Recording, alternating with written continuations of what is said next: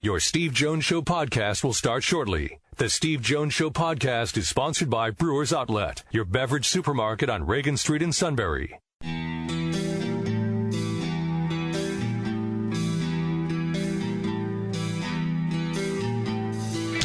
Sports talk where your voice counts. This is the Steve Jones Show on News Radio 1070 WKOK. Now from the Sunbury Motors Studio, here's Steve Jones.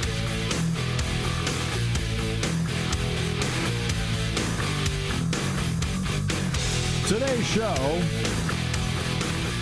except for the following segment, is brought to you by Brewers Outlet, Reagan Street in Sunbury, the beverage supermarket. Imports, domestics, microbrews, the best selection of beer anywhere. Wine coolers, water, soft drink, snacks. They roast their peanuts fresh and out every day. 6 great flavors of slushies. Pickle bar, led by the barrels and the dills, indeed second to none. Stock up now for the big Sweet 16 Elite 8 weekend. I think start thinking about baseball season. It starts next week. It's all at Brewers Outlet, Reagan Street in Sunbury, the beverage supermarket. We're in the Sunbury Motors studio. Sunbury Motors, 4th Street in Sunbury. Sunbury Motors Kia, routes 11 and 15 Hummel's Wharf, online at sunburymotors.com. Time now for our play-by-play call of the day. What a game at the Garden last night between Michigan State and Kansas State. Jerome Tang sets it up, going for the line. Keontae Johnson on the receiving end. Here's Hauser, gives it up. Clock ticks. Hall finding Walker. Walker already stripped by Noel. Ball is loose. Noel comes out of the pack. Noel dribbles, and he lays it in. Count the basket, and Kansas State wins it. The Wildcats are headed for the Elite Eight. What a game! Brian Anderson, excellent announcer, terrific guy. Got a chance to talk to him several times when we were out at Des Moines. With the call, Marquise Noel last night, I think he had 20, but I know he had an NCAA tournament record, 19 assists last night. Yep, 20 and 19. He was phenomenal. Yeah, and played hurt. Played hurt. At Kansas State, when Jerome Tang came in, he only had 2 players plus a recruiting class available to him. One of the 2 players was Marquise Noel. Okay. Everybody take a deep breath. It's time now for the entertainment that only the Bitterness Cafe can provide, and I don't mean a string quartet. That's one thing we don't have, in fact. But I mentioned, and Doug from Wellsboro kindly pointed this out, this is not about Jim Boeheim, but it is about another coach who I have grown to hate over the last couple of days. Real fast. Maybe dislike would be a better word. Okay, fine. Dislike. Let's go with that. Based on his arrogant, obnoxious, sore loser type of attitude that was clearly seen in the game last night as they got their rear ends handed to them by UConn. Arkansas went in there last night feeling all good about themselves, as they should. They had a good win against Kansas. I thought there would be a threat maybe to UConn slightly. I still thought UConn was a better team. But you know what? UConn, once they brought in that physicality that they bring, Arkansas wanted no part of it. And that is such a loser mentality, and it starts with that head coach and Eric Musselman, who I still have nightmares from, ripping off his stinking shirt, showing off that 50-year-old scrunchety-looking chest to the crowd with his obnoxious wife and daughter. Oh, I couldn't stand any of that. I am so glad they got their rear ends handed to them last night by UConn, and they got that piece of humble pie. I hope when he took his shirt off last night, he took a nice cold shower with it. He deserved everything they got last night. UConn showed him, oh yeah, you think you can play? Look at us. They couldn't keep up, not even 10 minutes into the game. They were pathetic last night, led by their pathetic, obnoxious head coach and Eric Musselman. Good for you, UConn.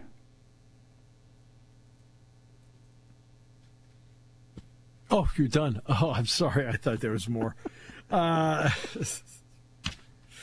Okay. I mean, really, you got to know your place and title when it comes to these things. When you're taking off the shirt and all this other stuff, like, you got to know your place. That's just, you got to know that. Total violation. I'm glad he got it handed to him last night. I was there when he took the shirt off, but I didn't see him do it because it was to my right, and I was doing our pregame show. So I did not see him do it. Yeah, it probably would have thrown you off, so it's a good thing you didn't. No, it wouldn't have, but I just would have looked over and went, whatever. I don't get thrown off by Yeah, no, you don't. No. So, I'm not really. It was not pretty, I can tell you that. Yeah. Okay. Is there anything else? Yes, in fact. I'm once again going to say earth to Aaron Boone. Look at what Anthony Volpe once again did today, answering the bell. Got the start at shortstop behind Garrett Cole as Oswald Peraza was sent to the split squad game. He rose to the challenge. He had his third homer of the spring to dead center field. Start the kid. Put him on the roster and start the kid. If you don't start him after that performance today, then you're just a scaredy cat. Play the kid. He's ready to go. You don't need any more evidence. Today was the icing on the cake. Start him in center at shortstop next week for opening day against San Francisco. Please.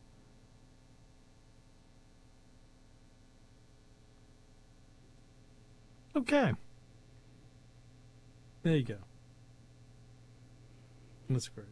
Pablo Lopez, who faced Volpe, the starting pitcher for Minnesota today, he said, quote, "He saw what he saw from me because he struck him out in the first inning.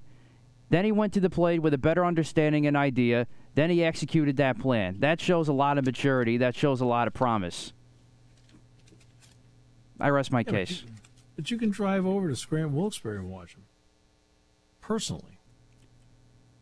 It's okay. I would rather take the 3-hour drive and then the pain in the rear end extra trip to get to the Bronx to go watch him there than just take the easy drive up 80 and 81 to go see him in PNC Field in Moosic.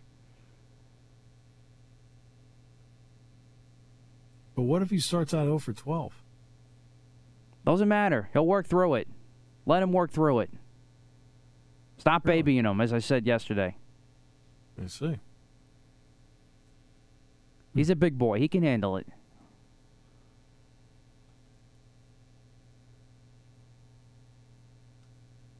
Yeah.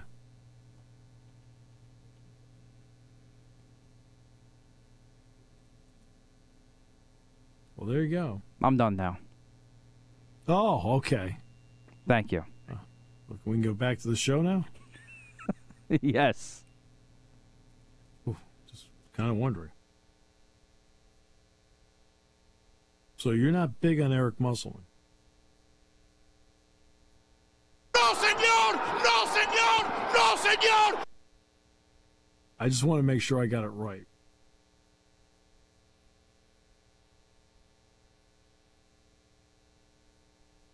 How do you feel about Mark Few?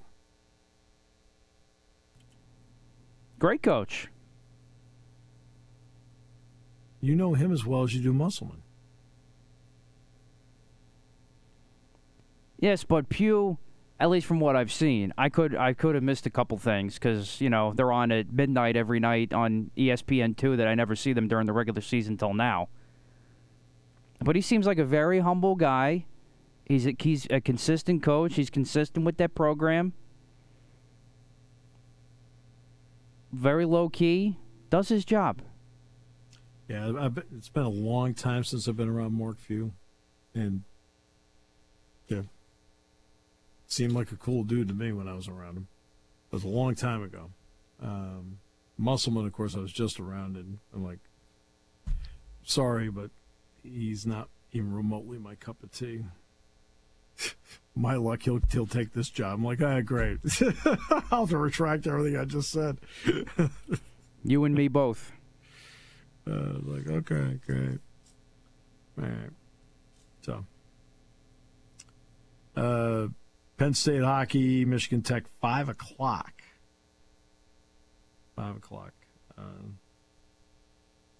is when they drop the puck this evening in Allentown. First time since 2018 they've been in the NCAA tournament. And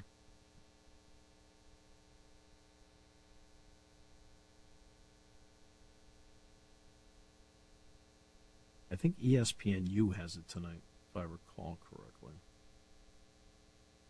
It's an ESPNU game. Clay Matvick, I think, is doing the play-by-play of it. But yeah. Let me just check that. Yeah, Clay Matvick and Sean Ricklin will be the play-by-play guys on that tonight. Very nice. Very, very nice. There you go. All right. Sweet 16 is tonight as well. So hockey's at 5. That doesn't interfere with anything. And then the Sweet 16 is this evening. Alabama is back in action tonight. And Alabama will play San Diego State. Miami's against Houston. That's in Kansas City. And then Princeton's against Creighton, and then Xavier, Texas in Kansas City. It's another year where the top coaches in the women's tournament, this year they have 2 regions. One of them is in Greenville. Corey Close of UCLA and Don Staley of South Carolina are asking the NCAA to do a separate TV deal for the NCAA women's tournament. Now, the current deal is a full championship package. So, in other words, the same deal is the same one that covers the NCAA wrestling championships as well as the women's basketball championship. And right now, the NCAA from all of those championships doles out $34 million a year. So here's the spot that they're in right now. They're in the same spot as everybody else at this moment. ESPN is about to lay off workers. Not a good sign.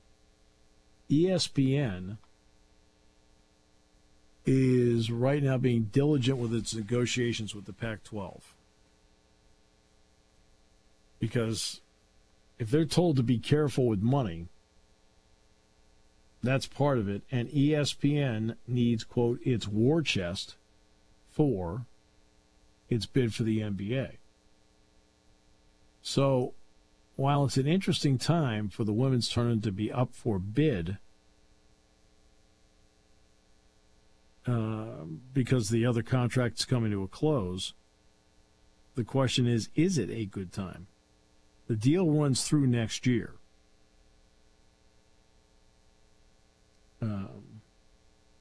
And this deal is for all the Division I championships with the exception of the men's basketball and football championships. Independent media expert Ed Desser estimated the annual broadcast rights for women's basketball would be worth $81 to $112 million in 2025. Say that's a 10-year deal. Talking about $800 million to $1.1 billion over 10 years. I'm not saying whether it's worth it or not, but again, is there a network willing to pay out that number? And considering the circumstances, again, timing means everything. So here's the timing of this, and this is something they requested last year too, but the contract's up.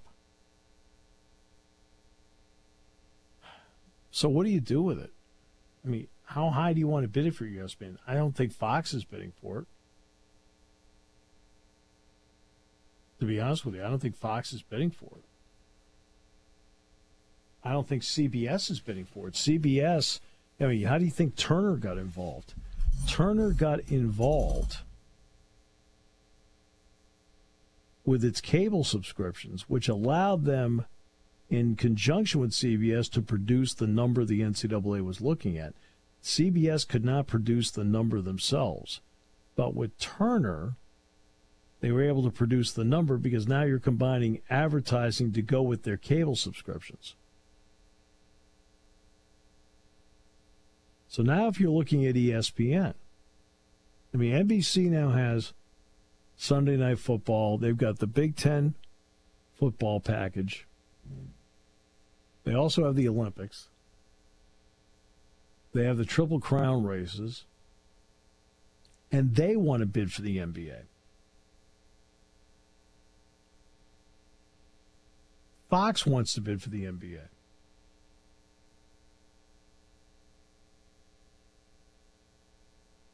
Turner wants to keep the NBA. They're already on TNT. They want to keep it. And Turner already has the NHL to go with it. And ESPN wants to bid on the NBA. Right? I'm not saying the women's basketball tournament is not worth it. That's not what I'm saying. I'm talking circumstances here. What are the circumstances? And the circumstances are the leader would be ESPN for obvious reasons. And they've been carrying the tournament and doing it very well for years now. But ESPN is about to lay off employees. And ESPN is about to now start with the SEC TV contract in a year. And ESPN desperately wants to keep the NBA. And that rights fee for the NBA might be triple. ESPN is already paying $1.4 billion a year for the NBA. They might have to pay between $4 and $4.5 billion. So what money is left behind to make a bid on this?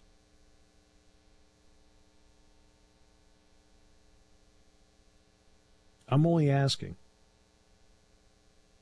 You have to have the funds to do it. It just can't be the goodwill nature of it. This is a business transaction.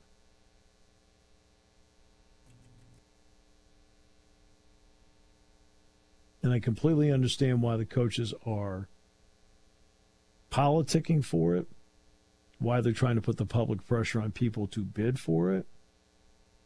But you can put all the public pressure you want. If you're sitting there as a network saying, I'm happy with the properties I have, and by the way, I'm thinking about bidding for that property, all the goodwill in the world is not going to matter. It's still a business deal.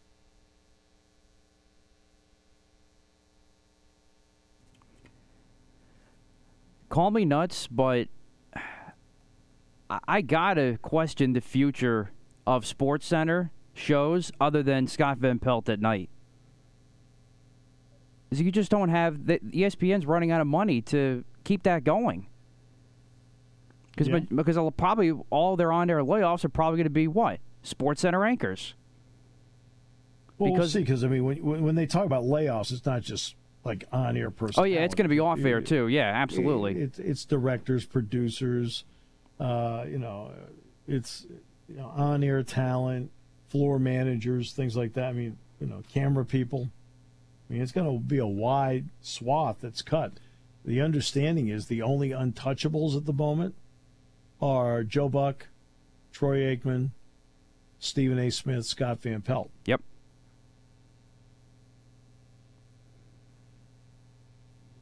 I mean, really, when you think about it, even with the behind the scenes people that might be part of those layoffs, I mean, a lot of those are going to probably be developed to those SportsCenter shows, because really ESPN has to start prioritizing where they need those personnel for. It's the stupid debate shows, it's the pre and post game shows for all the sports, the sports themselves,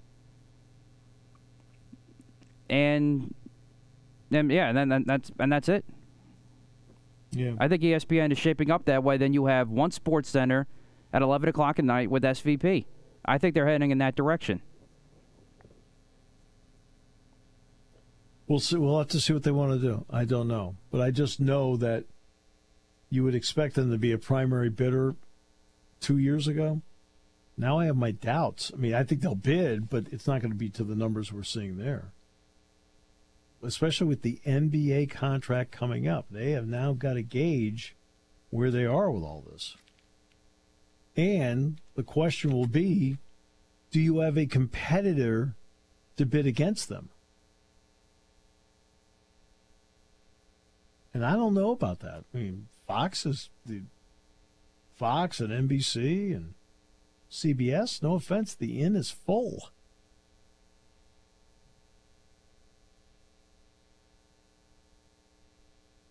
And to cover something like that, you have to have a wide range.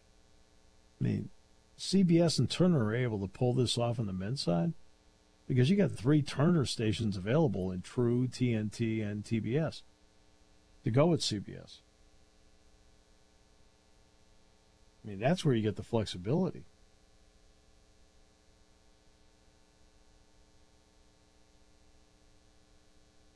Yeah, we'll see. I don't blame them for asking. Believe me, they're trying to promote their game. Totally get it. We will come back with more in a moment. Great to have you with us today on News Radio 1070 WKOK. When car repairs get difficult. Well, I just don't know. Me neither. We get good. Sunbury Motors. More than quality new and used cars, Sunbury Motors specializes in complicated auto repair diagnosis.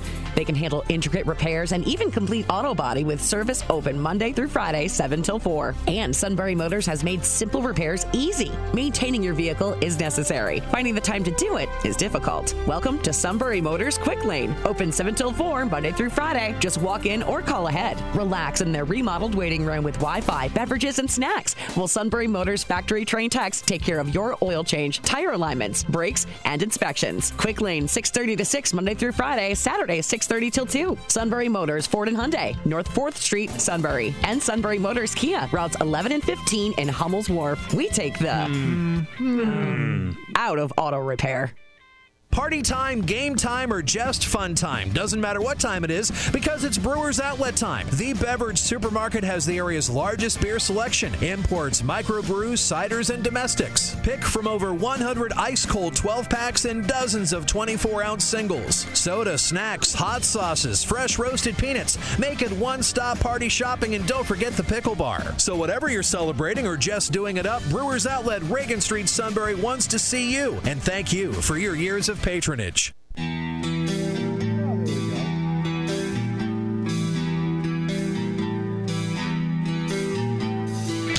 Sports talk where your voice counts. This is the Steve Jones Show on News Radio 1070 WKOK. Now from the Sunbury Motors Studio, here's Steve Jones.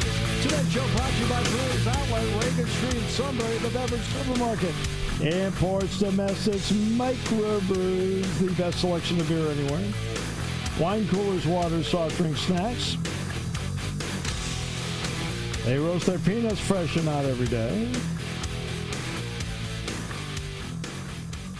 And the pickle bar, led by the barrels and the dills.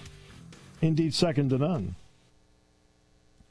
All at Brewers Outlet, Reagan Street in Sunbury, the beverage supermarket. And we're in the Sunbury Motors studio.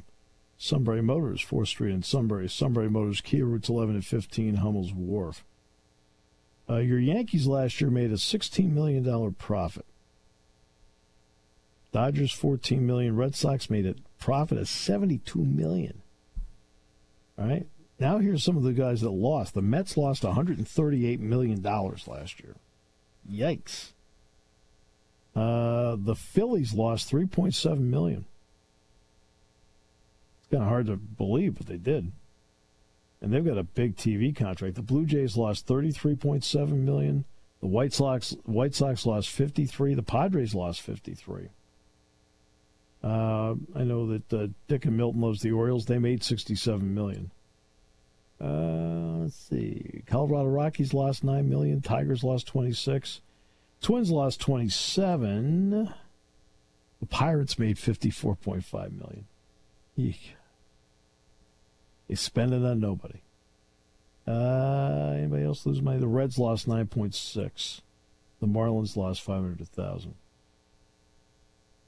It's never a money loser when we have the king on the show. Welcome. We're still waiting on that money, though. I put you in charge of so little.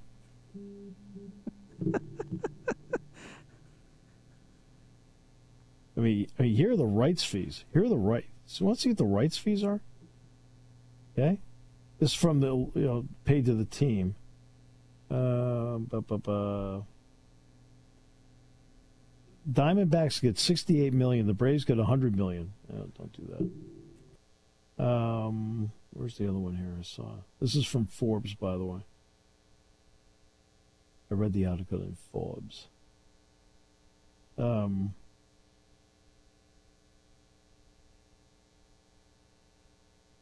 Pirates' rights fee is $61 million. The Phillies, their rights fee, let's see, where's that number again? Don't care about your Nokia commercial. Really don't.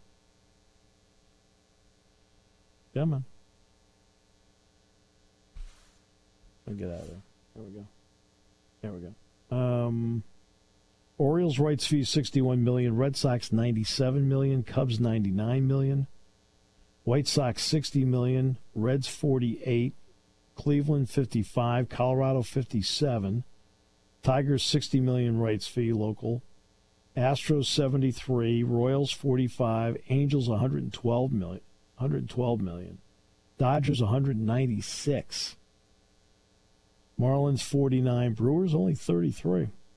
Twins $42. Mets $88. The Yankees $143 million. Average viewership, by the way, 231,000, which is number one. A's 53. Phillies 125. They average 131,000 viewers a game, which I think is second.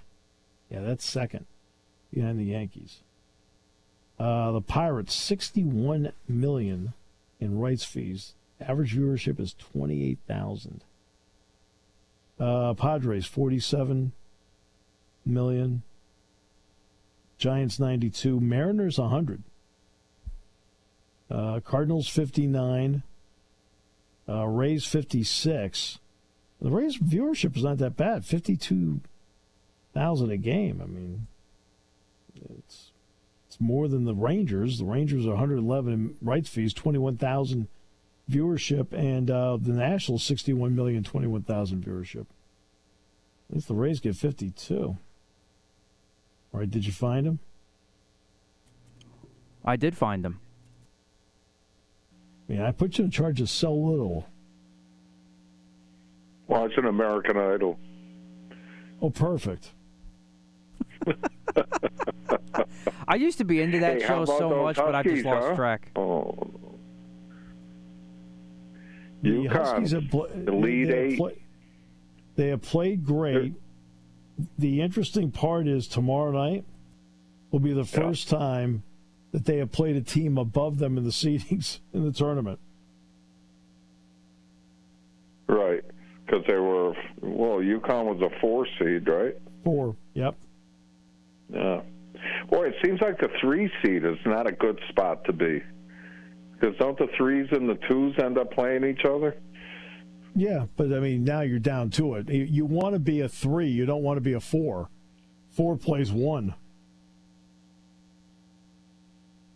Yeah, but UConn's not playing 1. No, because I was sitting there and watched 1 get eliminated. That's why. Oh, that's why. I got you. Yeah. That's why UConn played Arkansas. Arkansas beat Kansas. I can't believe Arkansas beat Kansas. UConn beat the crap out of them. It wasn't even competitive. So I don't know if you saw the game. Because Arkansas wanted no part of UConn's physicality because of their fraudulent head coach of Eric Musselman. Yeah. He's a bad coach. I mean, they had nobody to match UConn's size, so, but and that 7'2" freshman, he's good. And he's raw this year, but he's going to be really good. Hurley's a good coach, so he's tough on them, but he's good. The players, they respond to him. So it's something to root for around here, and the women are still in, so the women are looking pretty good. So I know nobody there cares about UConn, but you know what the bizarre thing about UConn? And it's a question I wanted to ask you this week. How much is the Penn State athletic department? Do they make money or lose money? Well, okay, that's a difficult question to answer. They end up being, in the end, about $5 to $10 million in the black. But everybody, because of loans and so forth from COVID, people are across the board, across the country, every athletic department's paying it back. But their year in and year out numbers end up being in the black. Because UConn loses $50 million a year in their athletic department, and I know a big part of it's football because they make no money on football at all. That's right. So, that's right. They make nothing on football, and that's no, they don't own their own stadium. The stadium is owned by United Technologies, and it's run by Madison Square Garden. So they're all getting their cut in any of the 5,000 people who go watch a game. That UConn gets nothing from football, and it costs them a fortune. But the women's program loses $600,000 a year, and that is bizarre to me. I don't. How do you? They fill Gamble Pavilion.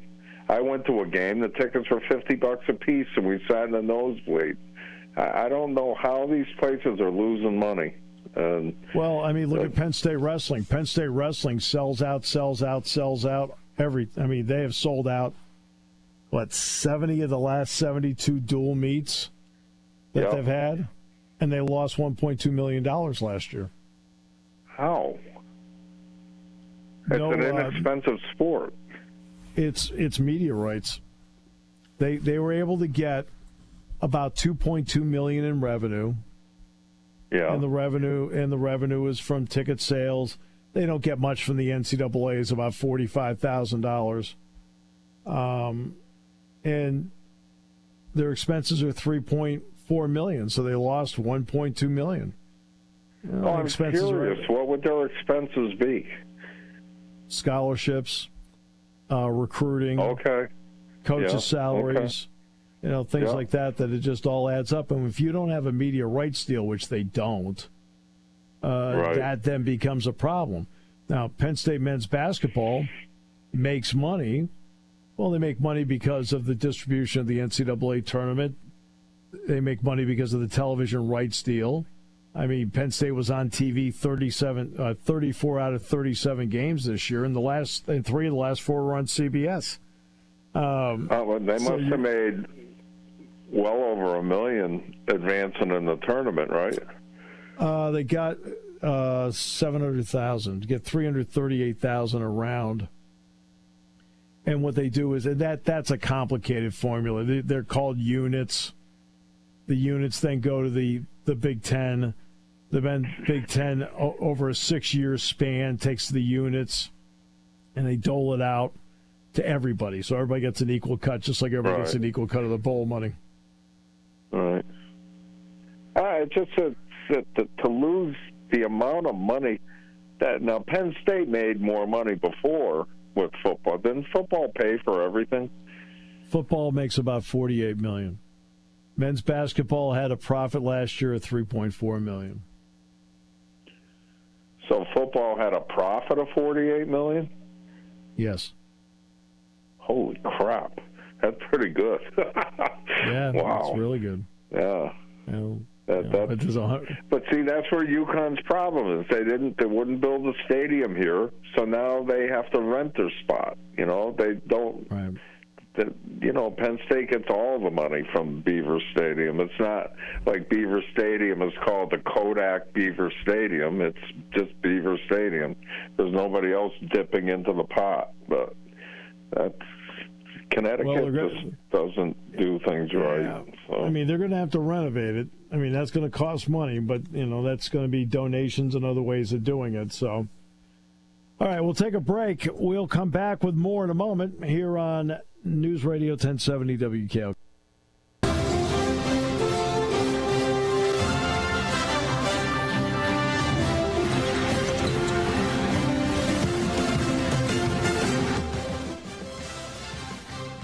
I think Gonzaga will beat UCLA. Oh, I'm good. I think that might have happened already. Yeah, I'm out of the tournament. I'm done. I picked UCLA to win, so That's right, you did. All right, but unfortunately, you got 2 starters hurt. Yeah, the injuries got to him there. So last week I went 7-2, King went 6-3, Steve went 5-4. So that brings our totals to me 27-20, King 26-21, and Steve at 25-22. So it's still anybody's game. Right there. There we go. I still have 2 of my Final Four teams left. I have Houston and Alabama in the championship game, and that's who I have left.